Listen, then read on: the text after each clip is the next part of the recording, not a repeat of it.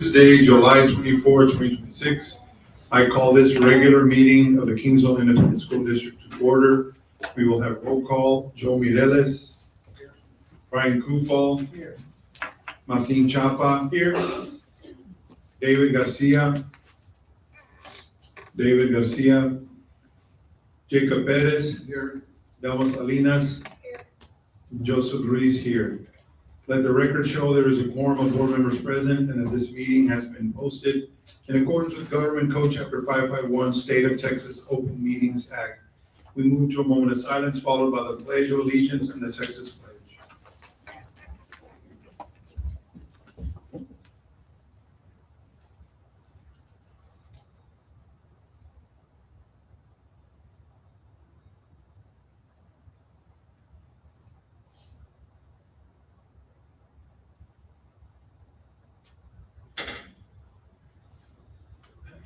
Allegiance to the flag of the United States of America, and to the republic for which it stands, one nation, under God, indivisible, with liberty and justice for all.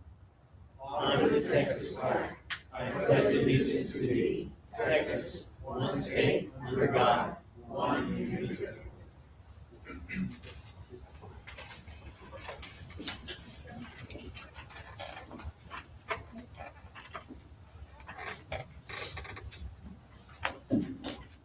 We now move on to item number 4, public participation.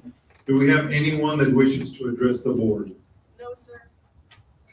Okay, hearing none, we now move on to item number 5, communication from administration. Recognition of Tien Dong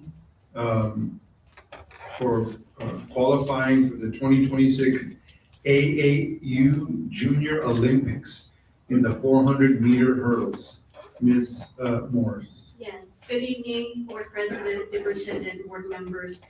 As we all know, the children of Kingsville ISD are amazing students. They're so talented, intelligent, wonderful little people. And tonight we have the honor of recognizing one. Tien Duong is here tonight with his parents, Tony Ha and Trin Nguyen. As you mentioned, Tien has qualified for the AAU Junior Olympics, August 3rd through 8th in Des Moines, Iowa, in the 400-meter hurdles. He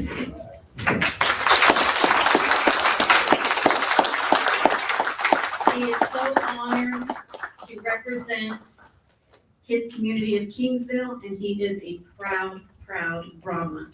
So it is my honor to recognize he and his parents tonight.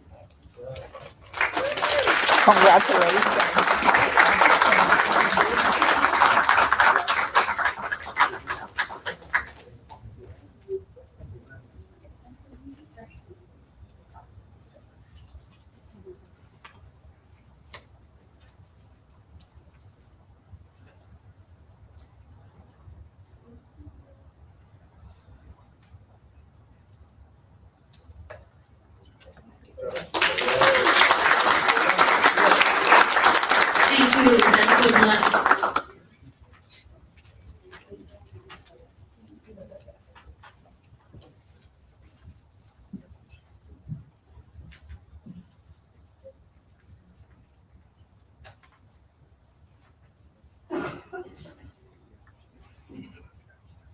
Like I always said, best part of the meeting is celebrating our students. So thank you so much. Good luck to you. We now move on to item number 5, communications from administration. Item 6A, superintendent's update. Dr. Luz Martinez. Good evening, board president, board members, members of the public, and administration. We are excited to continue to get Clayburg Elementary ready to open on August 24th for our pre-K, first, second grade students in kindergarten. And so we are planning a grand opening ribbon cutting ceremony, and we will be posting the dates and all kinds of information.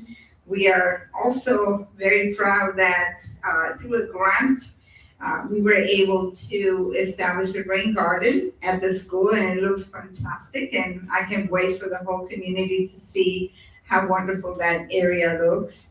Clayburg Elementary will be led by Miss Lovelady, who used to be the principal at Harrell that we closed last year. So excited to have her on board. And of course, Harvey is also under the moves and the preparations to open its doors for our 3rd, 4th, and 5th grade students under the leadership of Miss Colleen Carroll.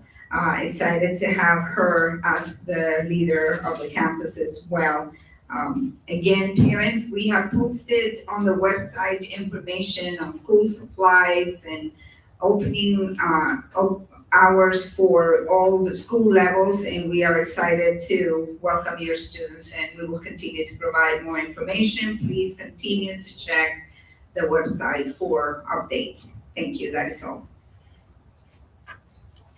Thank you, Dr. Martinez. We now move on to item 6B, Clayburg County request for use of Pettis Elementary. Dr. Pitts. Thank you. As you're aware, next year, Pettis Elementary School will not be used for instruction in pre-K-12 education. We have been approached by the county, and Judge Rudy Madrid is here a little bit to talk about his proposition.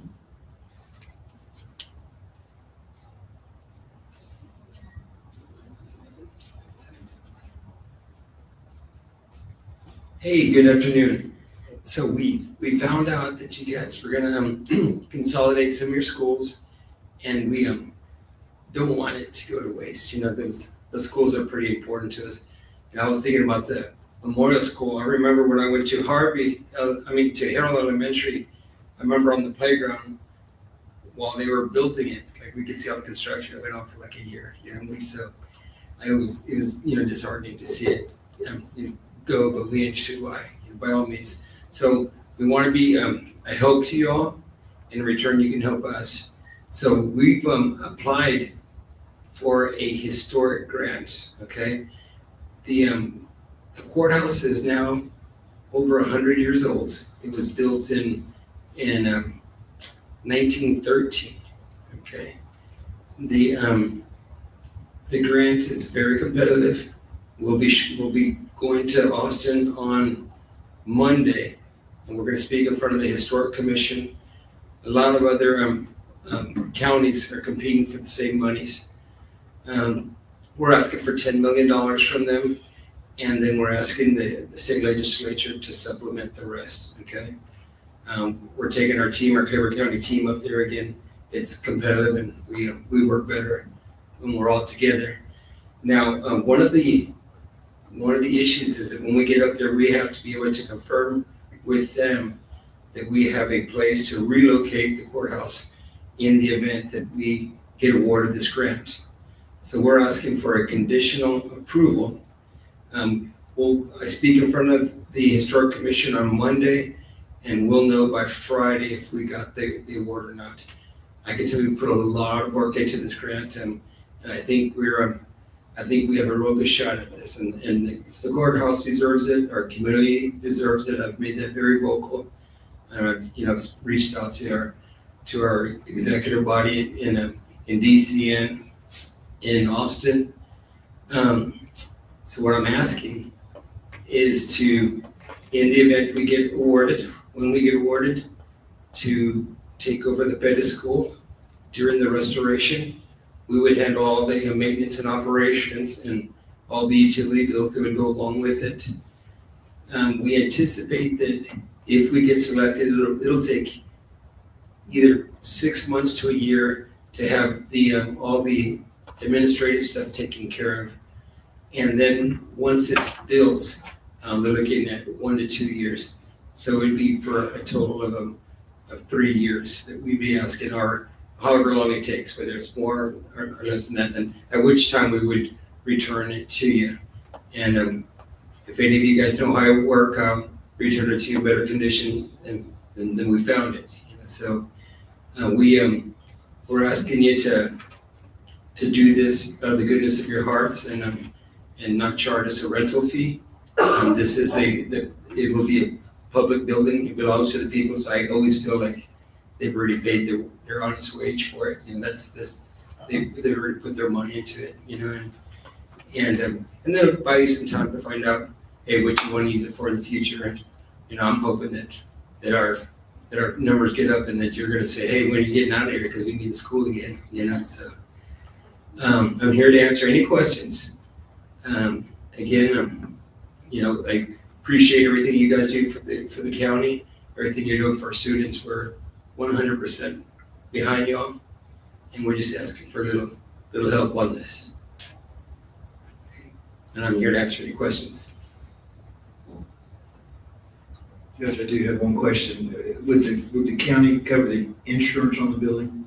We figured we'd reach out to First Community Bank. Just kidding. Go for it. I'm not there. Yes, we take over all costs when it's in our possession, and I'll give you at least 90-day notice. We'll know as of next Friday if we actually get the grant, and when we get the grant, there's going to be an administrative process. So I'll make sure that I reach out to you guys and let you know, okay, look, we're about 90 days away from taking this over. And then ahead of time, we'll get our maintenance director married up with your maintenance director. So if there's any improvements or modifications, then the county would take care of that as well. I will tell you, we'll have to put a temporary courtroom in the gymnasium, and whatever we put in there, we'll make sure we take out when we leave. Okay. Judge, you kind of already were, maybe you were, you kind of said my question. When it comes to maintenance, because it's a housekeeping question, you have your own maintenance staff, so they'll be in charge of cutting the grass and all that kind of Yes, stuff. sir. Yes, sir. That will leave some of our staff from having to do that. And that was the intention. We knew, we're going through budget workshops right now, and I know you guys are going to be going pretty soon. So we'd like to offset your costs so that at least what I know by Friday, you can adjust your numbers when you go into your budget workshops, and I know we can help offset some of your burdens, some of your financial burdens. We're here to help. So the request, Judge, is essentially to move into the facilities based on, the determination of the Historical Society.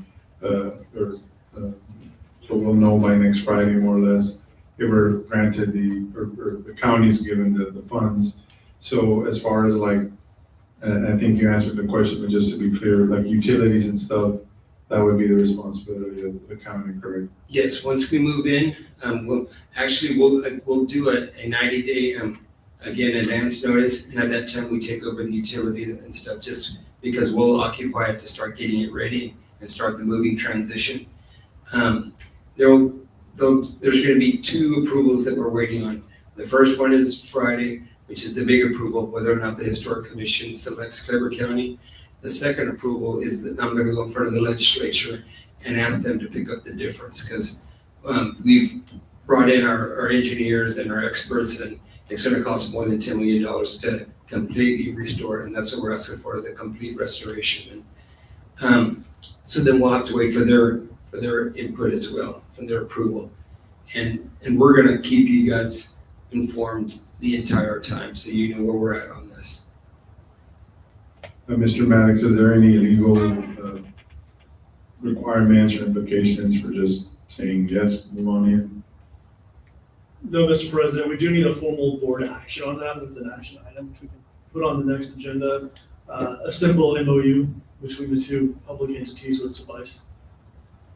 And just in case it's asked, we will not change the name of the building. The building will stay in honor of our fallen soldiers. So, okay. I have a question, Mr. Maddox. We're not gonna have a board meeting until 2 more weeks. And if it's gonna be an action item, he needs to know before next Friday. Is that correct? Actually, by Monday, and that's why I called it a conditional acceptance, pending. This gives us a little bit of leeway, so, we're asking for a conditional acceptance pending the approval of both the grant and the legislative assistance that they'll give us. Can we take a vote now, Nick, or? I don't believe we have a vehicle on the agenda to take a vote on, but the administration can provisionally grant that and then bring it to the board for latent approval. So we'll make sure that judge gets what he needs after we discuss some legalities and executive from the board. But today we don't have an action item, unfortunately. I think the idea is administration would be able to grant the conditional approval, and then we'll take formal action in like 2 weeks. Exactly, ratify it if you have to. Okay. Any other questions from the board? No, I just had a comment. I did receive a call from Phil Esquivel, had a really great idea. If you do get approval, and I'm sure we'll approve it as well. We gave the picture of Mr. Perez in his band uniform back to the family. Okay, if you do get the grant, I think it'd be great to maybe ask the family to put the picture back Oh, where yeah, it of was course. before. Of course, yeah. And I think there'd be a special tribute to the family that there'll be a temporary courthouse now named after their family member. I can tell you that our courthouse is a fully operational courthouse, and those are far and in between right now in the state of Texas. With that said, you got people like Senator Chuy Hinojosa and them who've really pushed putting more monies into the Historic Commission because they're building new courthouses and they don't want to see that. They want to see, the original courthouse is being utilized. And we have every department, every office in that courthouse is being utilized right now. But it's become dangerous. And I want to tell you, like I'm going to tell them up there, it's not uncommon for a day in the life of a maintenance personnel to spend the day in a 120-degree broiler room, because when and if that main circuit cuts off, because it will cut off, he has to manually cut it back on, because in about 5 minutes it'll be 120 degrees in that courthouse. And we've lost operational hours where I've had to close the courthouse down because it's just outdated. The chillers are outdated. There's no way to get those chillers out of there unless we do a complete restore. I went last year and I asked for a mechanical and HVAC reconstruction grant, which would be the electrical and the AC. And they were looking at putting their money towards complete restorations to ensure the integrity of that courthouse for long periods of time. And with that said, they visited personally 3 times already. So that gives me a lot of hope. And I want to give some thanks to Theo Kleber, because he knows the chief executive officer from the Historic Commission, and he invited him down here to come and take a first-hand look. He said, I think you need to see what the judge is talking about. So he's really opened the door for us. So thank you guys. We appreciate you. Is there any more questions? Judge, I have a quick question. It's kind of in the weeds, but it's a real quick question. In your grant, did you ask to put the windows back in? We already, that grant I already won. The first year I took office, that was the first thing I did. We didn't have windows. They were boarded up.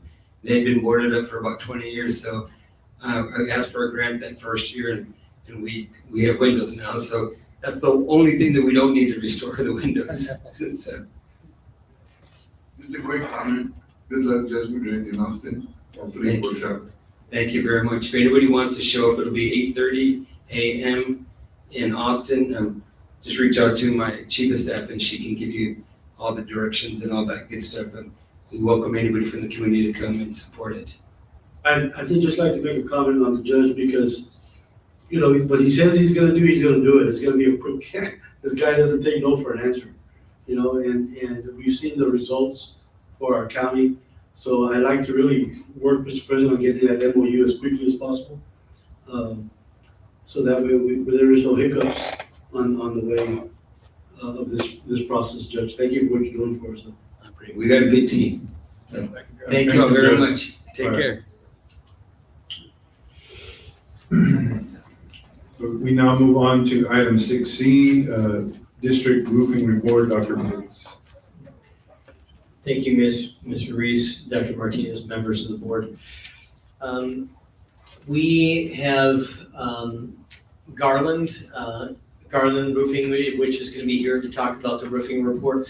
As we're getting ready for the budget, we always have roofing expenditures every year. And this is something that we want to be aware of and that we budget for when we're talking about the next year's pending budget. Let me invite up Blake DSD and James Barkowiak. I didn't know how to pronounce it, sorry. It is going to be that one right there.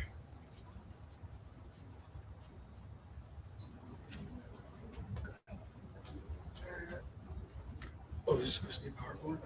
It's all right. I can just click through it slide by slide, correct? If that works with you? Yeah, just scroll. Oh. See how we can do that.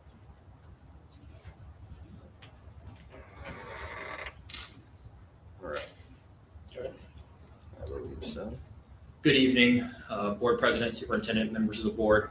A couple weeks ago, we went ahead and started looking at roofs across the district and basically put together this report.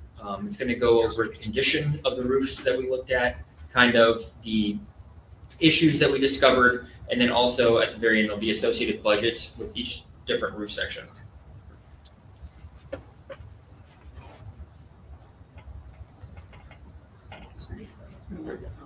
We started out, we looked at Clayburg Elementary first. This roof is composed of primarily modified bitumen roofing, as you can see, which is everything in the blue, right? The majority of this building. There is one building to the north, building number 9 labeled here, that's a built-up roof system. And then this is basically your conditions of the roof. All the modified bitumen roofing is in fair condition. When we say fair condition, it's a roof that still has a little bit of life in it, right? It's still cost effective to make repairs as needed. It's still, like I said, it has life in it. It's not to the point of no return. Whereas the built-up roof, building number 9 in this instance, is at that point to where it's just not cost effective to really put any money into trying to extend the life of that roof. The main issues that we observed at Clayburg Elementary are blistering, mineral loss, and ponding water. Blistering occurs whenever you have either moisture or air trapped between the roof membrane layers. As it gets hot, the air expands, the blister grows, it contracts at the end of the day. Each day it grows a little bit more.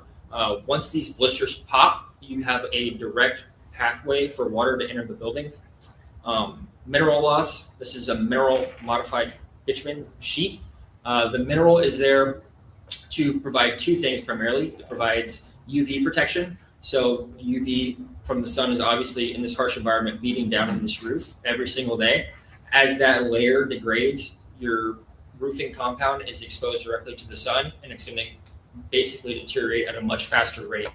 The second key point that the minerals provide to the roofing material is impact resistance, right? So you have a protective layer, if you will, over the modified bitumen. And as that degrades, you're more prone to punctures, which again, just like the blistering, leads to a direct pathway for water to enter the roof system. The last one is ponding water. Ponding water, anytime the roof cannot properly shed the water and water sits on the roof surface for more than 48 hours following a rain event, we consider it ponding water. Ponding water also breaks down the material for different reasons. Basically, the modifiers within the asphalt are less dense than water. So you've seen oil and water, the science experiment we do in first grade. It migrates to the top. Basically, all of the material used to make that sheet leaves the sheet over time and just degrades at a much faster rate. Next, we'll move to Harvey Elementary. Harvey Elementary, again, primarily mineral modified bitumen. There's a few areas of metal, and all of the metal in this case is in good condition. Basically, you don't have any leaks in these areas at this time, but if a leak were to arise, it's kind of get on it as soon as you can. The mineral modified bitumen is also in fair condition. There's a few issues with it that we'll get into on the next slide. On this roof, same thing. We have blistering, which we just went over, mineral loss, exposed scrim. So mineral modified bitumen is composed of, you could think of it as 3 layers. You have a base layer of your compound, and then you have a reinforcement and then another layer. The reinforcement we call scrim. So as that top layer of compound degrades, the scrim becomes visible, and it ultimately acts as a wick. So it'll wick water into the sheet, again, accelerating deterioration of the sheet. And then we have deteriorated sealant at skylights. There's a ton of skylights on this roof, and sealant is a maintenance item that is degraded over time. I believe this campus, we had leaks reported. There was about 6, and I believe 5 of those came from the skylights. Can you hear me now? It's coming in and out. We'll go to the next one. This is Gillette Middle School. Gillette is definitely probably better without it for now. Is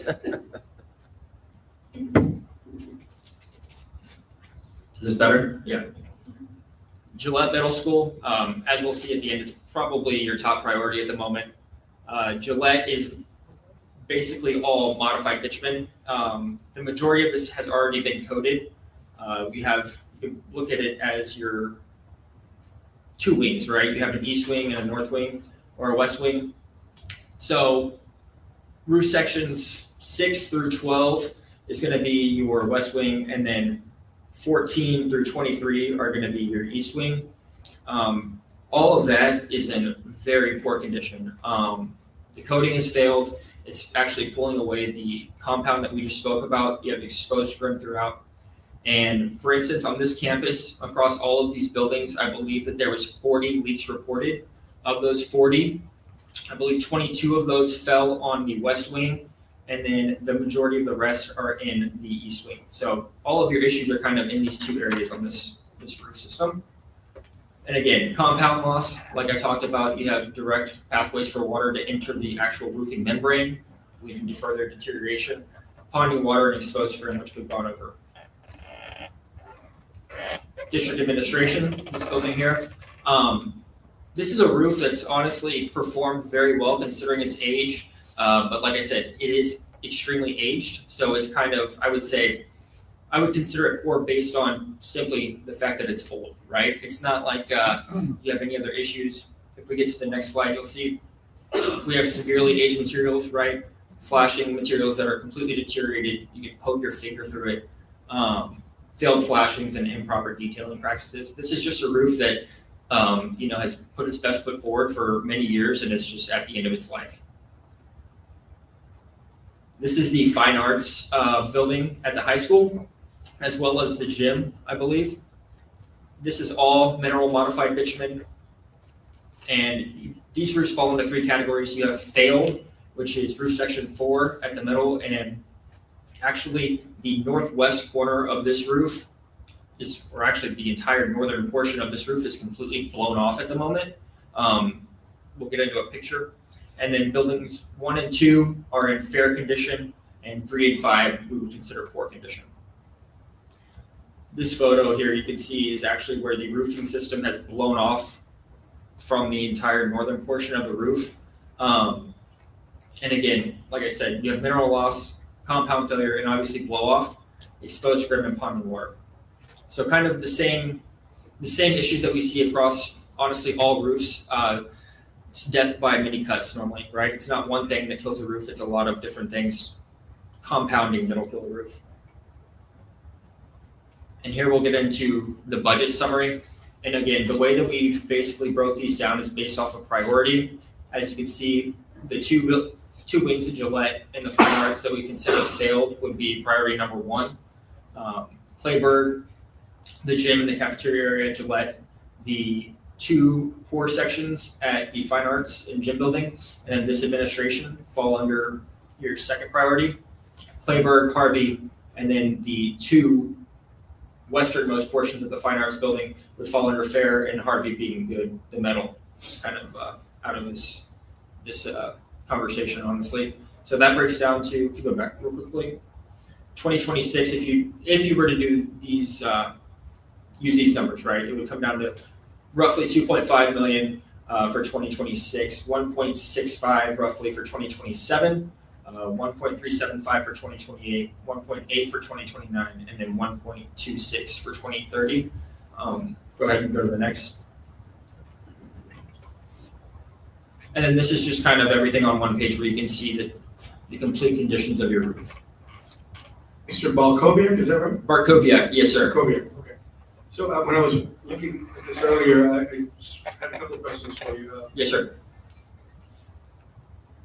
These aren't like patch-up jobs, this is a redo, right? Correct, yes, sir. So the numbers that we're talking you referring to the budget numbers? That is correct. So if we go back real quick, Blake. The solution option shows what we're discussing. So for instance, on the two at Gillette, we're proposing recovers. So in that case, you would essentially fasten a cover board over the existing roof and install a roof on top of that, right? Whereas when we get into, like, for instance, Clayburgh, that's a replacement. There's different reasons that roofs qualify for recovers and replacements, and basically they have to qualify before you can go through with a recover. The reason I, for instance, chose a replacement at Clayburgh is that is a structural concrete deck, meaning that you would have to adhere directly to the existing roof system. And I wouldn't want to give you a number to recover if we haven't qualified the roof to recover, right? I don't want to come to the board and say, hey, you can do a recover for $1 million, and it turns out we can't do it. Does that make sense? Okay, so my next question was, we're not roof experts here, obviously. Are you using any new technology, or are you kind of doing the same same thing that's on that roof currently? No, sir. So every one of these is going to be essentially tailored to that building, right? There's not a one size fits all. It comes down to, there's a lot of wind uplift calculations that will tell us fastening pattern requirements and the different materials that actually go into building the roof. And like I said, each one's going to be completely different.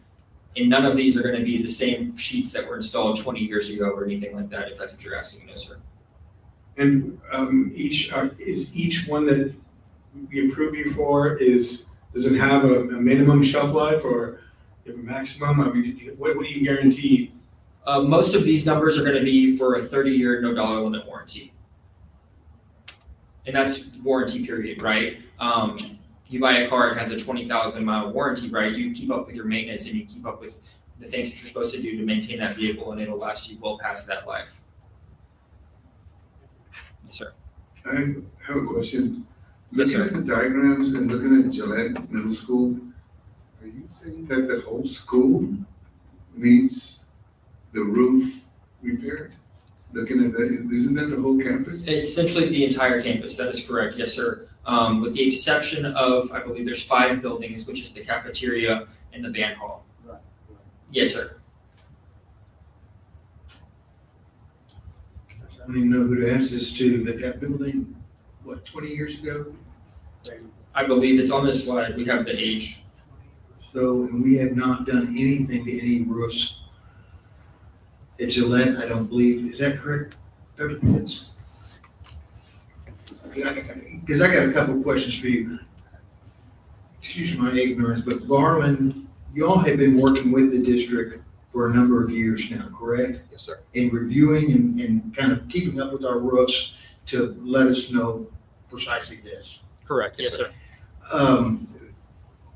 Second question, Harvey, have those leaks stopped after the sealing around the skylights? We have not done any sealing at the skylights that I'm aware of. This is just my assessment Okay. from 2 Does weeks ago. anybody know, did we ever seal the skylights? Is Harvey still leaking like a sieve when it rains? We have patched when the leaks have come, but again, those are temporary patches. Okay. The high school proper is not on this listing anywhere, and that should be taken as good news? Yes, sir. I would take that as good news. Absolutely. Across the whole high school, I believe, the main building of the high school, there was maybe 3 leaks, which is, when you're looking at a building of that size, you're doing good for sure. Thank you. What you Yes, sir. say upkeep on maintenance, is that something that comes with from you all? Is that something we have to do? Yes, sir. That's part of our partnership, is working with the district, right? And assessing these roofs on an annual basis and staying ahead of these issues. Hey, in the next 2 years, we may need to look at possibly doing this amount of maintenance. And that way it's worked into the budget ahead of time and we don't end up with any surprises. Thank you. Yes, sir. Can you guys just refresh everybody that we do not pay you directly for any of our services? Can you discuss your partnership with the district? Sure, yeah. So the service that we offer is just that. It's a partnership with the district. So on an annual basis, what Dr. Pitts for the last 6 years since I took over, we've done annual assessments, assisted Dr. Pitts in knowing how much potential maintenance money the district is going to spend on roofs for any given fiscal period. The only time, well, I guess never, the district will never enter into contract with us directly. So as a part of this service, when it does come down to a capital project, we do specify a garland material as the outermost waterproofing layer. That's the stake that we have in the game to be able to offer the warranty. And it's only at that time do we actually get paid for the services that we provide the district.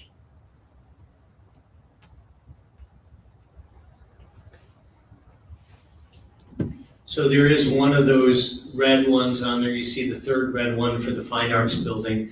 That is actually the building that was damaged in the storm.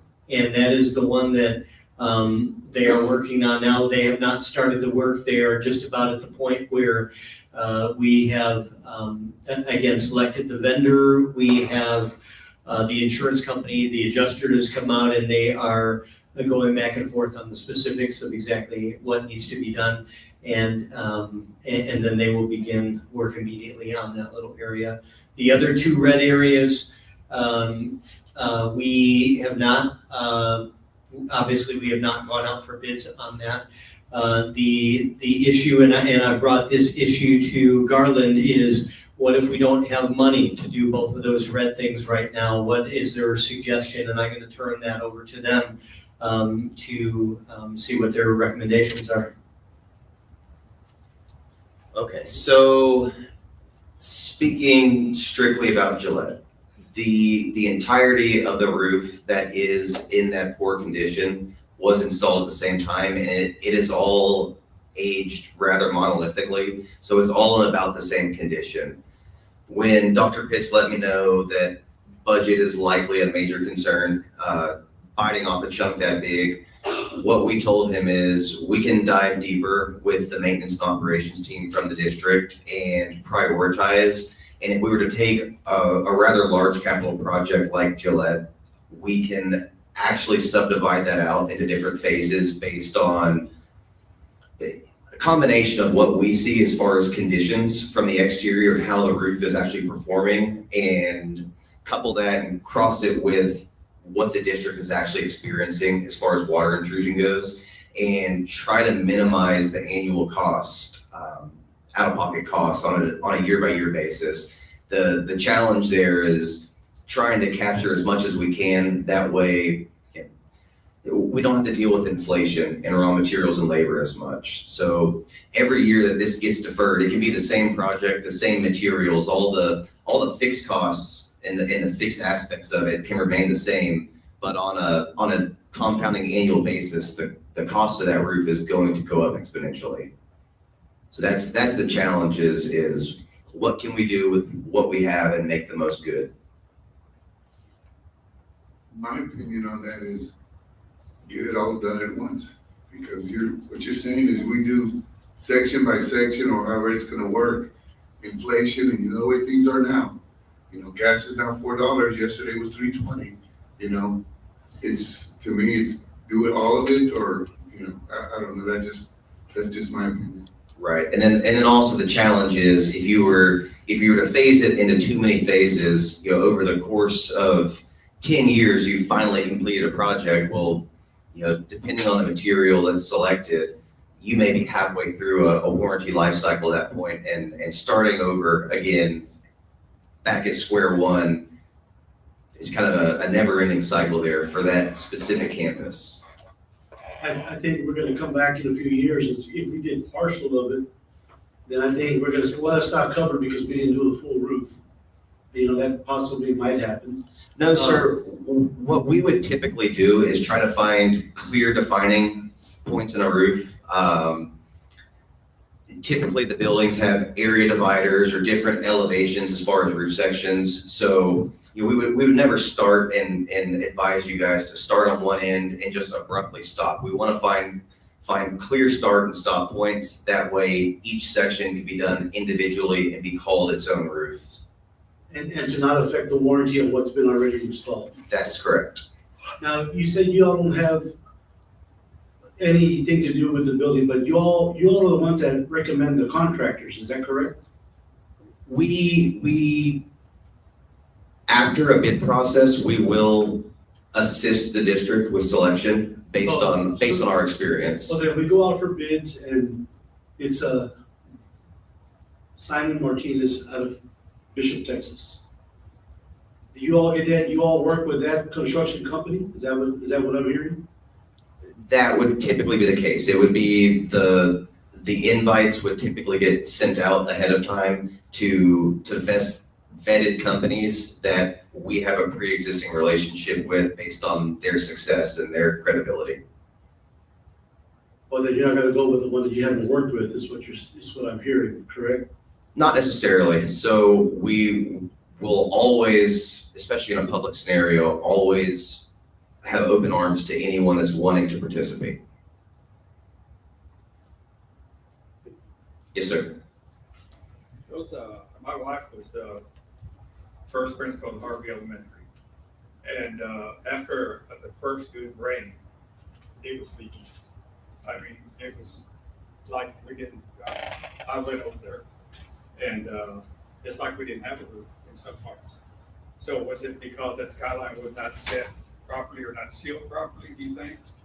Because day one, it was problems. Skylights are tricky. There's a lot of different aspects to a skylight functioning properly. The frame lens connection has to be perfect. The flashings into the roof have to be perfect. So a lot of failure points in something like that. Now, it's hindsight 2020, but are those skylights popular in this area with the heat we have? Because we were burning a lot of electricity trying to go to the high school to that and Harvey. They're not very efficient. I think up north it might work, but as far as South Texas, I don't know what we're thinking. They look pretty. Yeah. LED lighting is a little bit more efficient. It was like we had one of our prominent citizens say, when you build that school, everything has to be a Taj Mahal after that. You know, instead of going with what works for our area, we went for something that works for Canada. So I have a question, as far as the, and I don't know this for Dr. Benitez, what about the lawsuit with Harvey? I know that's still pending. Is there any, where are we with that? So the lawsuit goes to trial in December, from December 14th to December 18th. They are going to try one more time to see if they can do some type of mediation in November. They have tried before and they have not been successful. There is a possibility that after the trial in December that it could even be, the ruling could be appealed. So yeah, that is only for Harvey again, and right now the most immediate need is for Gillette, but again for Harvey, we're still pending, but that is definitely with the skylights and the roof leaking, that is part of the lawsuit for Harvey. But essentially that could offset some of the costs for.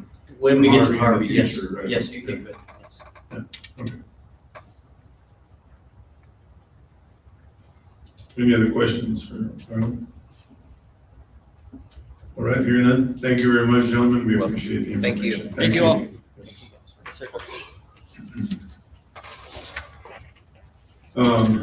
I believe item 6D, pleases the board will be tabling for future reference, so we're gonna go ahead and skip over item 6D. We now move on to item 6E, monthly check register for May 26. Dr. Benitez. Thank you, President Ruiz. I'm just gonna talk about a few items at the very top of the check register.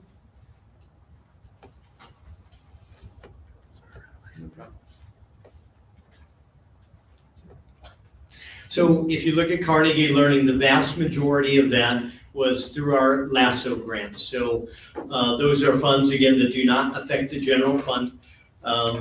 Most of that was used for math professional development across the district this year. Of that 95,445.14. There was a smaller amount that was used for textbooks, math textbooks, and again, that came out of the instructional materials allotment. If you look at the Texas Chiller Systems maintenance, 54,486, that was for the Gym 2 at the high school. They had to replace the air conditioner at the high school, and that project was completed. If you look at Salt Creek Technologies for the safety grant, paid 100% out of the safety grant. That was for the egress gates, the automatic brake gates now that we have at Harvey and we have at HMK. And then if you go all the way down to Great South Texas Corporation, for E-rate cabling, if you remember, so that is a project where they pay for 85 to 90% of the project, and the rest of the project is what we are responsible for. So we try to take advantage. Dr. Garcia does a great job of making sure that our E-rate funds are maximized every year. I'll take any questions that you have.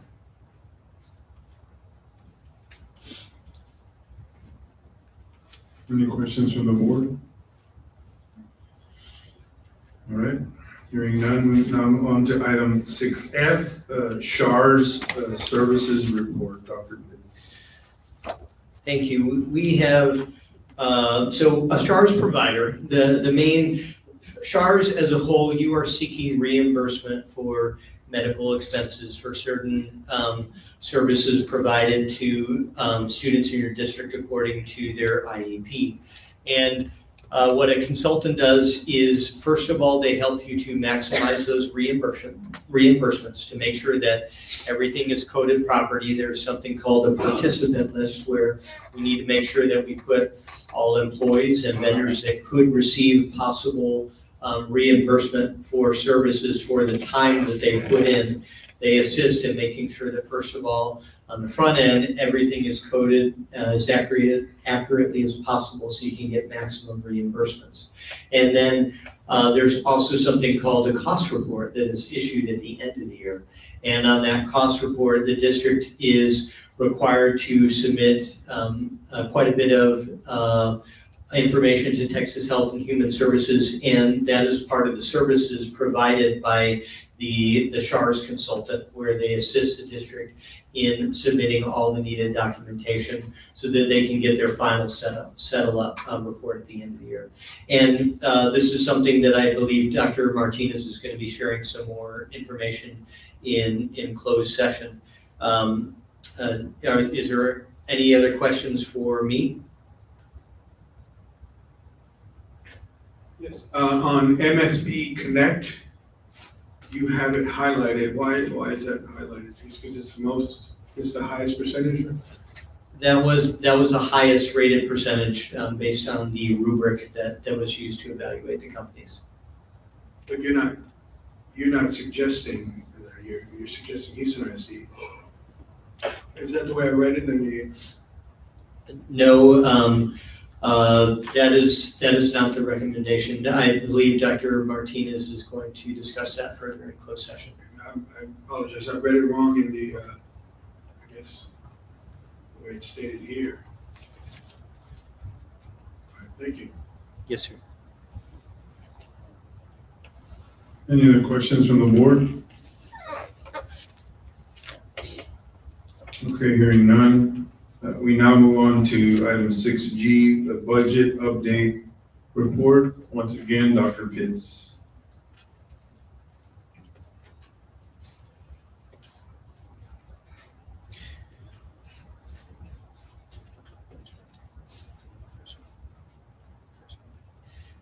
Thank you, President Ruiz. So we're going to go through these line item by line item and discuss them, and I'll take questions. So retention pay, that amount of what we had, that amount 95,631, if we continue the same retention pay structure as last year, and let me remind the board of what that was. So last year, we provided $100 to every employee that was with the district at least 1 year, 1 full year, $200 for everybody that was with the district at least 2 full years, and $300 if everybody was with the district for 3 full years. So this is not for a vote tonight, but as I'm building the budget, I guess I would like to elicit a little bit of discussion if that's the same direction that the board would like me to continue in as I'm building this budget this year. It's the item that's generally paid November, December. Yes, it used to be paid in December, but then we started giving it with the November paycheck a few years back. But again, we stopped giving it, so for the longest time, we were giving it to every employee that was on payroll at that time, even if they got there the day before. So now this is more of a true retention pay if they are required to at least have had tenure with the district for 1, 2, or 3 years, and it rewards employees that have been with the district longer. So I guess the idea is you build it into the budget, and if you go as we typically do, and then we would then determine, once we do budget discussions, if we want to officially. Yeah, so I guess I just want to have the board thinking about it, and as I bring the draft budget to you on August the 4th, make sure that I have your direction straight, that this is kind of the direction you want me to continue in with this item. I mean, it's not an official vote, but I would assume just go ahead and continue with that. Thank you. So roof repairs, here's the next one. We had originally on the last one put $200,000 toward roof repairs, so I'm also seeking some guidance from the board on this. So let me talk about the mitigating factors around this. So best estimate right now, again, this is in some ways a very rough estimate because we have no idea how much we're going to get from the property value protests, which could be anywhere from $600,000 to $1.7 million. But the best estimate would be that we have somewhere between probably 6.2 and $7.2 million of reserves at the end of this year. By end of this year, I mean August the 31st. And if we continue going at the rate that we're going at, it will probably last us maybe 2, possibly 3 more years. But depending on if the board wants to submit a much bigger amount for roofing expenditures, if we were to put a couple million dollars toward roof. A couple $1 million toward roofing expenditures, that would accelerate the timeline for the budget deficit depleting to 1 to 2 years, maybe instead of 2 to 3 years. So options again that the board has is again put that full. Let's say if the board wanted to put that full amount to fund Gillette, $2 million again. That would mean that the reserves would probably only last 1 to 2 years. Other options are, number one, a lot of districts do go out for a bond election. That's a tough sell in our case.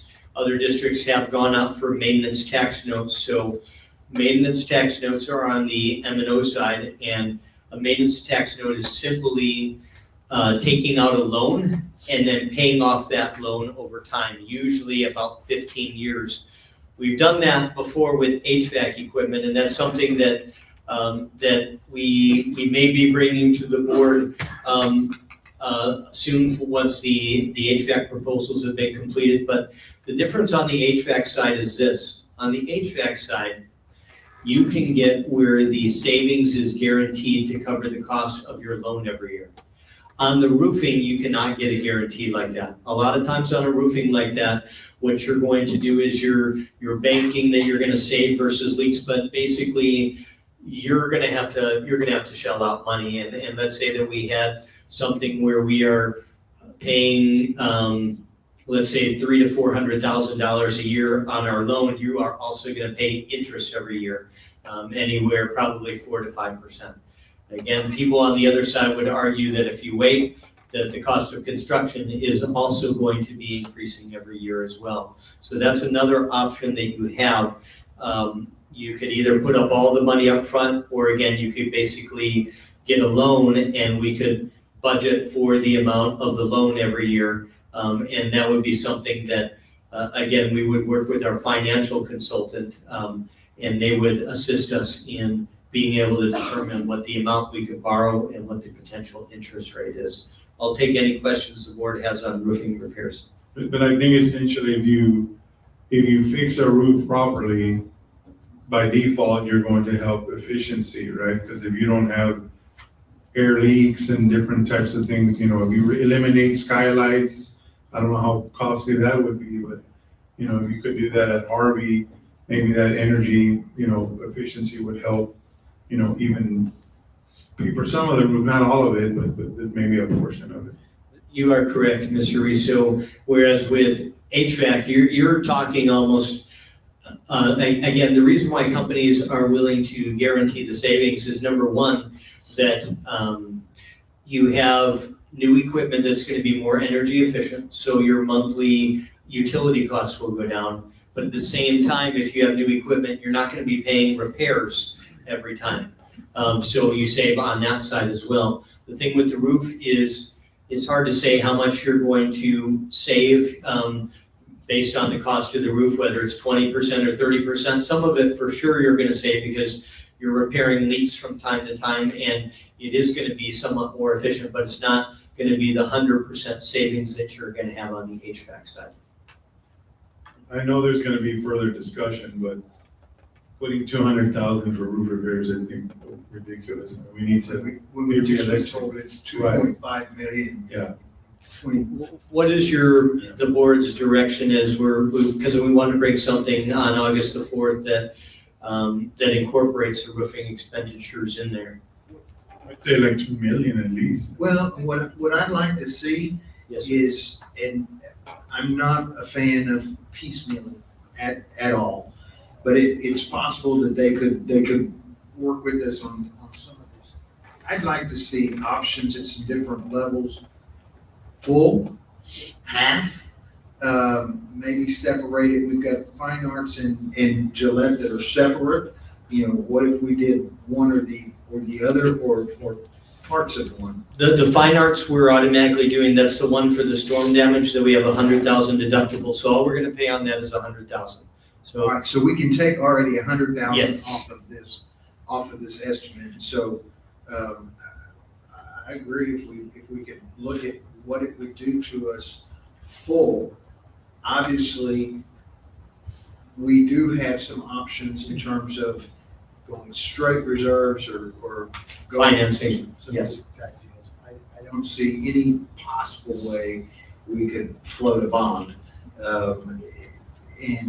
But I'd like to at least see the options to see what the worst case scenario would be. You've always done a very good job of projecting kind of a worst case scenario, and we've always kind of exceeded that in terms of where our reserves have been maintained. And I'm not suggesting that we go 100% into reserves on this, but let's see what our budget could absorb, perhaps. Yes, sir. Any other recommendations or guidance?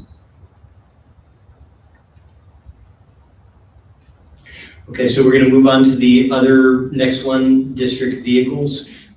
We are in desperate need of a box truck for maintenance. Cost for new is $85,000. We haven't found a used one serviceable to us yet, but we are recommending building that in the budget. Case in point, when we were having to do a lot of the moves, our vehicle's been in the shop and we've been trying to get it fixed for over 6 months. And case in point, we had to rent U-Hauls to get the move done, and much less efficient when you're trying to go ahead and do that. And then we are recommending another 15-passenger van that we have already had used. We have discussed this with transportation. Those are used heavily and can be used even better we could use 2 vehicles with Fidelity. And that would save us then having to take a big bus whenever you have like a basketball team or a volleyball team or tennis team or something or golf, something that does not have a lot of players. The other advantage of that is they do not need a CDL to drive it, and we only have 3 current coaches certified with the CDL. So that's why we're recommending that as well. I'll take any questions or comments on either of those 2. I have a question. Yes, sir. You mentioned the CDL, and I don't know if this can be done or not. Can we require coaches to get a CDL as part of their, I guess, job responsibilities or duties? Mr. Mannix? Yes, Mr. Pettis, you actually can. We have to put it in their job duties and description. We did give notice and a reasonable amount of time. And in some cases, if there's an expense for taking that test, the district would need to pick that up as well as a working expense. But it certainly has been done in other districts, and it can be done here. Yeah, we used to do that here several years ago, but I've also seen where area districts are sending their coaches to get certified, get their CDLs during the year, and a lot of them are getting in the summer. So that's something we really need to look at, especially these coaches, 3 coaches we have. If they're in a core area, we're pulling them out a lot district-wide in the past. So I don't know how they're gonna do it this year, but taking a coach out of any classroom is hurting the kids. I would like for Dr. Martinez to look into that, please. I'd like to just make a comment as a professional driver, I looked into the CDL for myself, and there's brand new standards now. You have to go to community college to get it. There's no other way. It used to be easy a few years ago. You could just go online and get certified. Now you actually have to get a course, and you have to be enrolled as a student at either Del Mar or Coastal Bend. So CDL is much more expensive, and it's not as easy as it used to be. I know Del Mar has a great program. Do we have bus drivers? What could we? So we do have bus drivers. The challenge is that whenever you have many activities going at the same time as pickup from school, that's the issue, because like if you're going out of town, they need to leave at a certain time. That's the challenge right there. And that's another one where with the 15-passenger van, that helps. Again, the coach, even if they don't have a CDL, they can take it. They don't tie up one of our buses that is being used for the afternoon school routes. So that'll help mitigate some of the issue right there with the second 15-passenger van. Again, we've been using the one that we have quite a bit. And that used one, I believe that used one that we have there, it's either a 2024 or 2025. So it is not a super old one. And you see the difference in cost for just a couple of years. You're talking $20,000 if you get a used one over a new one.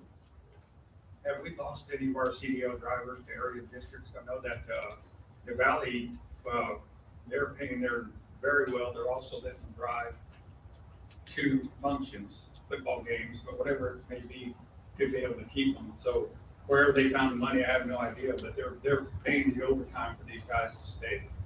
Because you have the oil field, and that's 24/7, and that's a lot of money that they're making. And if they can get close to that with the overtime, they get to keep their drivers.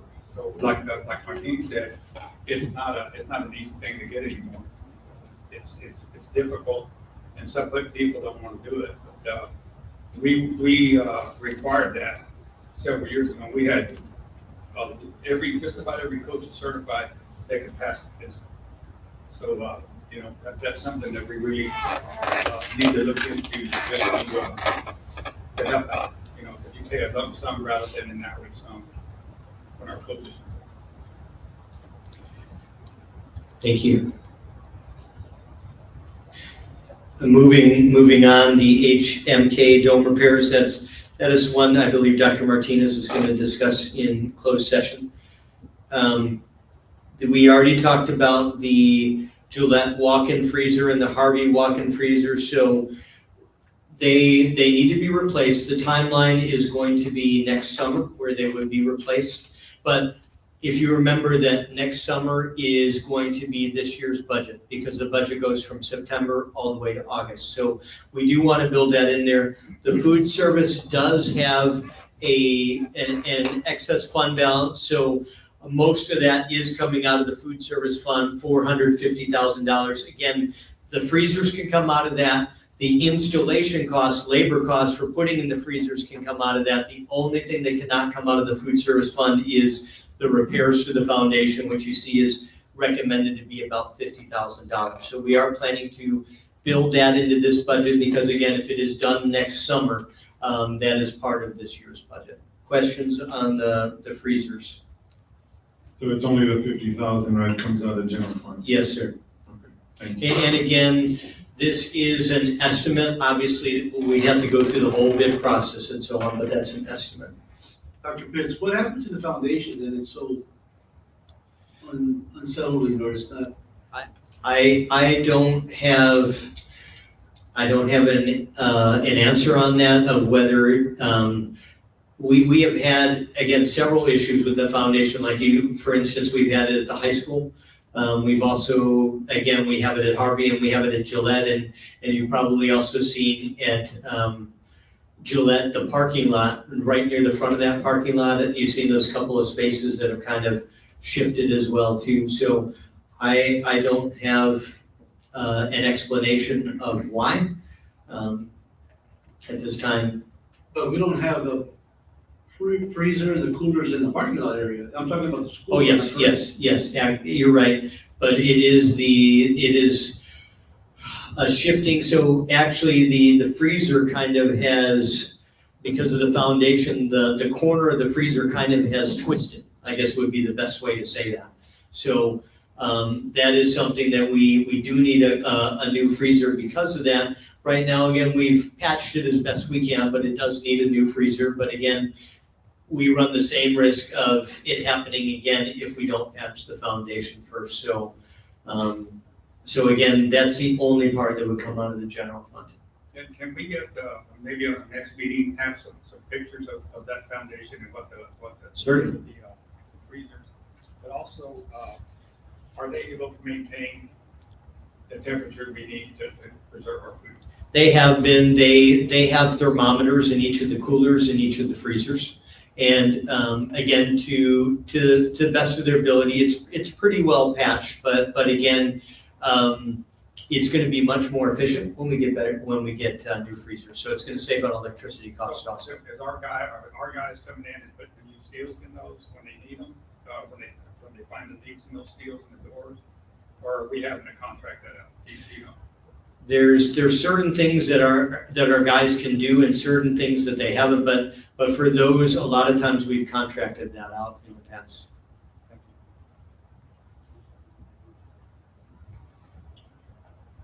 The property and casualty insurance, so that's a bit of good news. Again, I have put out feelers. Again, what does it look like is going to happen next year? And our providers basically said that the market is at least going to be flat. It's possible there could be some decrease, but you see that we paid $588,954.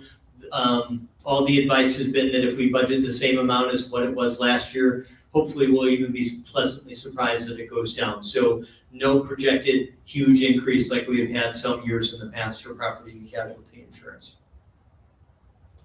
Health insurance, again, you see the cost there.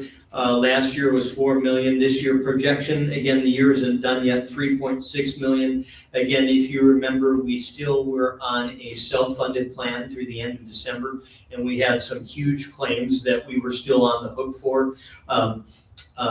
What the stop loss does is it makes sure that no individual employee goes over $225,000, but again, we got a claim for one employee for $175,000, so we are on the hooks for all of those. Now, moving forward, if we decide to stay on a level funded plan, your premiums are guaranteed. So right now, we are paying very close to $191,000 in premiums every month. So that $2,400,000, that's actually a very conservative estimate, because if you divide that by 12, that's 200,000. Again, we've been consistently under 200,000 the last several months, and that is a fixed cost.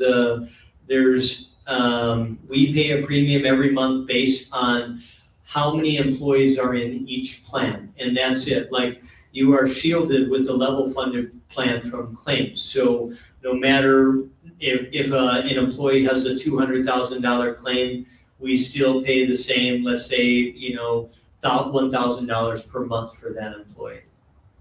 I'll take any questions that you have. Any more questions from the board? One more thing, then the next item is buses before we move on to the next agenda item. Can we bring up the other document?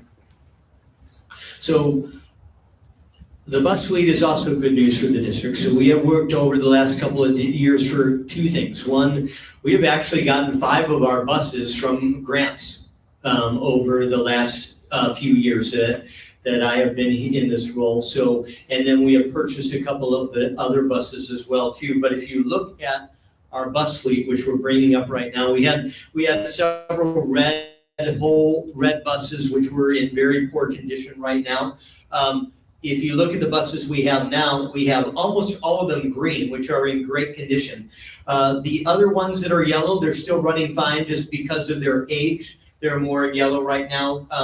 So you see that the 2 top buses right there, the 2026 Thomas buses, we just got from a grant this past year. One of them we already have, the other one we're supposed to get by the end of July, and we're working on getting the camera set up in the buses so that those can be in operation this year.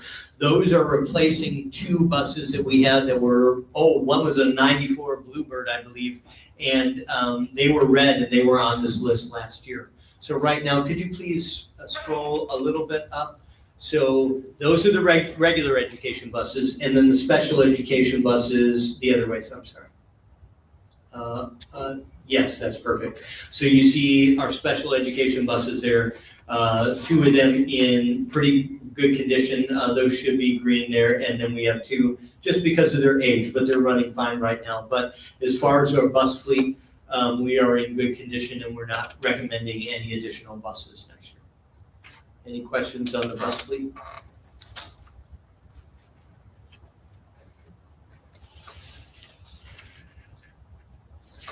No more questions? Thank you, Dr. Pitts.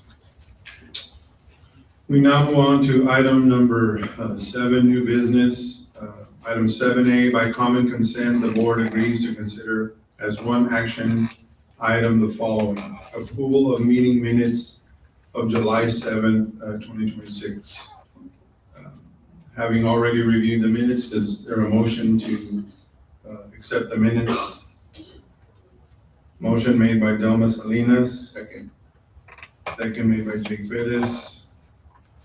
By roll call vote, Joe Mireles, Brian Kufal. Yes. Martin Chapa. Yes. David Garcia. Yes. Jacob Perez. Yes. Delma Salinas. Yes. And Joseph Reese, yes. Motion carries 7-0. We now move on to item number 7B, discussion and possible action regarding the optional flexible school day program for the 2026-2027 school year. Dr. Joseph Welch. Good evening, Board President Ruiz, Dr. Martinez, and board members, as well as the community. To get this set up real quick for you.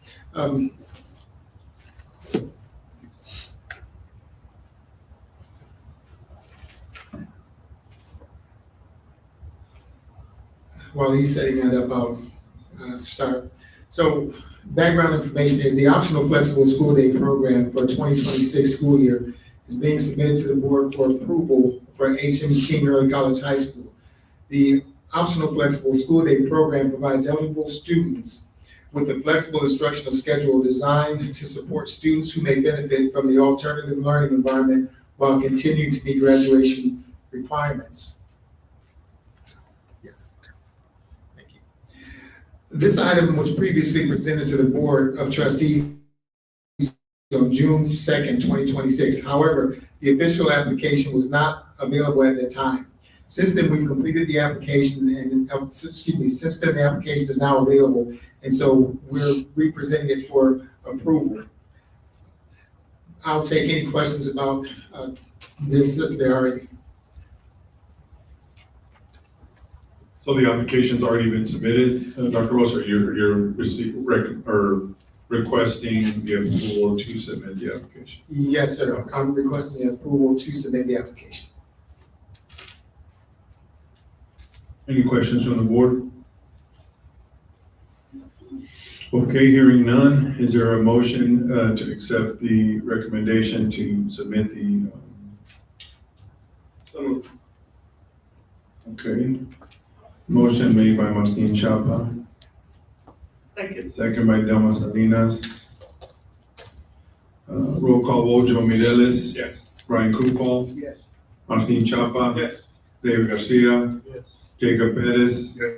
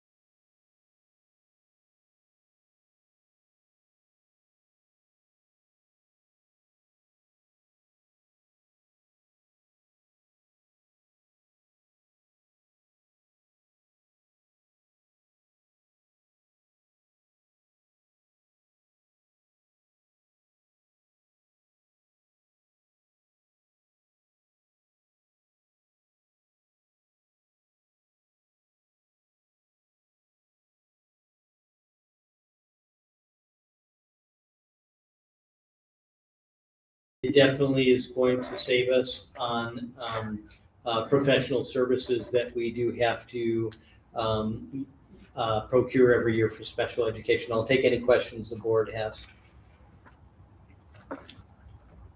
Will we be still using contractors with this?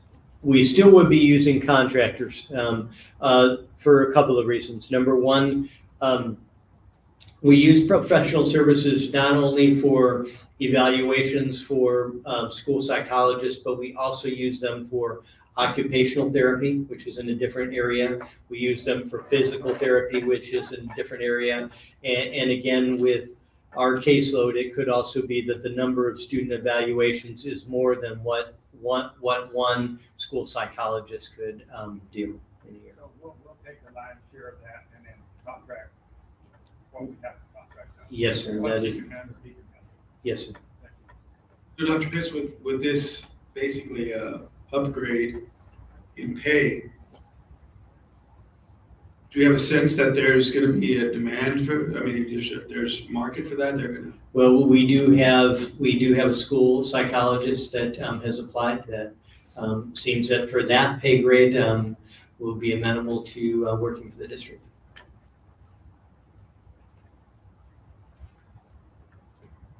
Okay, I have hearing no more questions. Is there a motion to accept the administration's recommendation for the LSSP compensation and calendar days? Motion made by Jake Perez. Second by Joe Mireles. By roll call vote, Joe Mireles. Brian Kufal. Yes. Martin Chapa. Yes. David Garcia. Yes. Jacob Perez. Yes. Delma Salinas. Yes. And Joseph Ruiz, yes. Motion carries 7-0. Now on item 7D, discussion possible action regarding the financial audit engagement letter. Dr. Pitts. Thank you, Mr. Reed. So every year we are required to have a financial audit by somebody outside the district.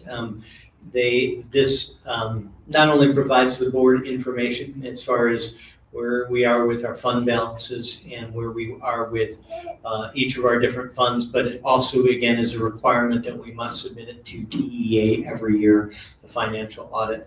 And then after that, then they have a desk review and to make sure that the audit is up to par. And again, so far, every time the auditor has said that, they have approved the audit. They always make comments like, here's something that maybe you might consider for next year, or here's something that you could approve for next year, but our audit is passed every year with TEA.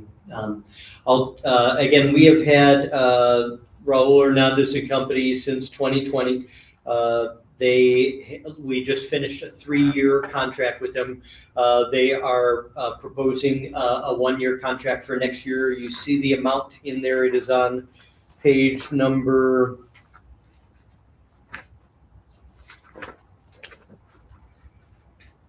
It is on page number 65 of your board packet in that third paragraph there. So their fee is, they have an hourly fee, but they have a cap as well too. So the cap is not to exceed $28,800, which is right about where we landed last year for the cost of the audit. I'll take any questions that the board has.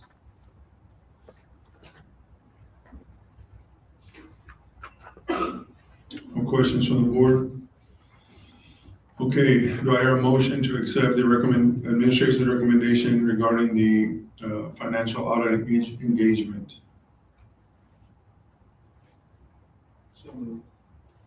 Motion made by Brian Kufal. Second by Delma Salinas. By roll call vote, Joe Mireles. Yes. Brian Kufal. Yes. Martin Chapa. David Garcia. Yes. Jacob Perez. Yes. Delma Salinas. Yes. And Joseph Ruiz, yes. Motion carries 7-0. Now I'm on to item 7E, consideration and approval of an order authorizing the insurance, sale, and delivery of a Kingsville Independent School District unlimited tax refunding bonds, series 2026, levying a continuing district annual ad valorem tax for the payment of the bonds, authorizing an authorized representative to approve the amounts, interest rates, prices and terms thereof, and certain other agreements, procedures and provisions related thereto, and approving other matters incident and related thereto. Dr. Pitts. Thank you, Mr. Reese. And again, I apologize for the lengthy agenda item. Again, I conferred with our bond counsel that they recommended putting all that verbiage in there directly with the agenda item, as they do with all school districts. So, so with our bonds, there are basically 3 things that you normally do once you have bonds. Number 1, you have to do their payments every year. We pay most of our principal on our bonds every February, and most of the interest every August. You pay your bonds every year. Right now, depending on the year, we're paying between $3.6 and $4.6 million on our bonds every year. Then the second one you're very familiar with is the defeasance. So if we are able to collect more than the 3.6 to 4.6 million that we need every year, we can use it to pay down the principal. And we'll bring that defeasance to the board again at the next board meeting. We'll discuss it on August the 4th, and then we'll bring it for approval on August the 25th for the following school year. And again, right now we are doing the defeasance. We are going to be able to defease approximately $3.6 million this year that is going extra to principal that they are doing. It is actually closing this week. That is the defeasance that the board approved last August. So again, we are going to pay more than $3.6 million in additional bonds, and we'll show that at the workshop. When we bring it next August the 4th. So that's the second thing that you can do with bonds is you can pay off more principal. Just like with your house, you can make an extra payment and it goes down really quickly. You can do a defeasance. here's the third thing right now. It's called a bond refunding, but it's like a refinancing where you refinance some of your bonds at a lower interest rate. So you're paying less interest every year. And this is what we're requesting right now, the board to give the authorization to the superintendent that when the conditions are met, if the interest rates get low enough in the next 6 months, that we can, number one, save at least 3% of the actual principal and interest of our bond series. And number two, that we are also saving at least twice as much as what the fee is, because there's a fee for everybody involved, for the refinancing company, for the bond counsel, for the financial advisor. If the conditions are met in the next 6 months, then that gives Dr. Martinez the permission to go ahead. Now, we are not the ones that are constantly monitoring the market to make sure these conditions are met. That is our financial advisor, which is TLC, T. Hadina, and consultants. So they notify us once the conditions are met. And again, it is something where it is pretty quick. Once the conditions are met, within a week or two, we pull the trigger. So what the board would be authorizing with this approval right now is, if the conditions are met where the interest rates are low enough that we can save that threshold of at least 3% and at least 2% of the fees, at least 2 times the fees, then that gives Dr. Martinez the authorization to pull the trigger and move forward. I'll take any questions that the board has. Every time, and I want to make sure the answer is still the same. This does not extend the maturity of those bonds in any way. No, it does not extend the maturity. And as a matter of fact, in couplance with our deficiencies, that it is going to actually decrease it. It doesn't decrease it automatically, but you're going to be paying a lot less in interest. And when you're paying a lot less in interest, then you're going to be able to pay off the bonds quicker. So the maturity is actually going to decrease. It's typically when you do a series, and the years established with the series, say series 2000, those are typically going to be 25 or 30-year bonds. So it's going to be 2025 or 2030, whenever those come out. And even though these are refunding, and they're renamed to Series 2026, this does not stretch the maturity of those bonds out. They still adhere to their original maturity. That's correct. So what happens on the bond schedule, you still have the same number of years on it, but what's going to happen is they find the greatest savings there. And let's say that they can find the greatest savings on bond series, let's say 2015. Then what's going to happen on those, when those are due in those years, you're going to see that we are required to pay a lot less in those years because of those series. So then if you couple it with the defeasance where you're collecting additional, you're going to be able to pay off that much more principal in those years for those bond series.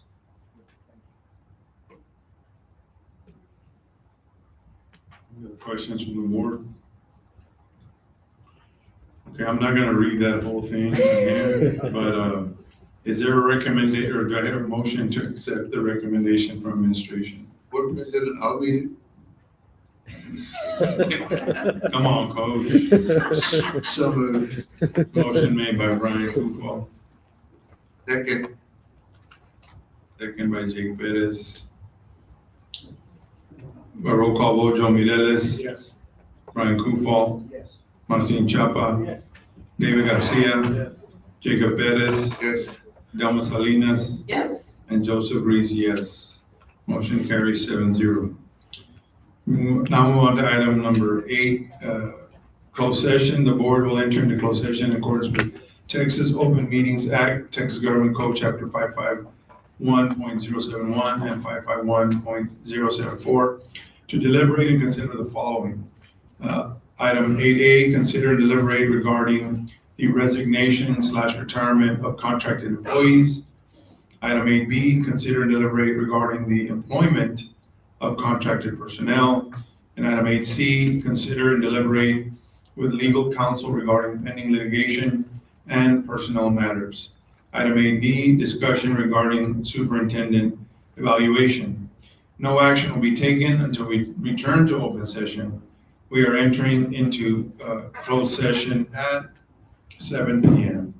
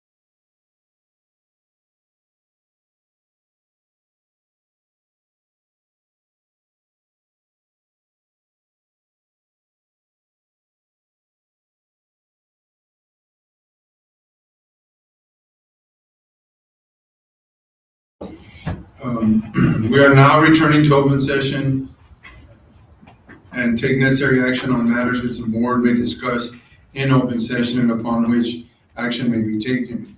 We are returning to open session at 8:50 PM.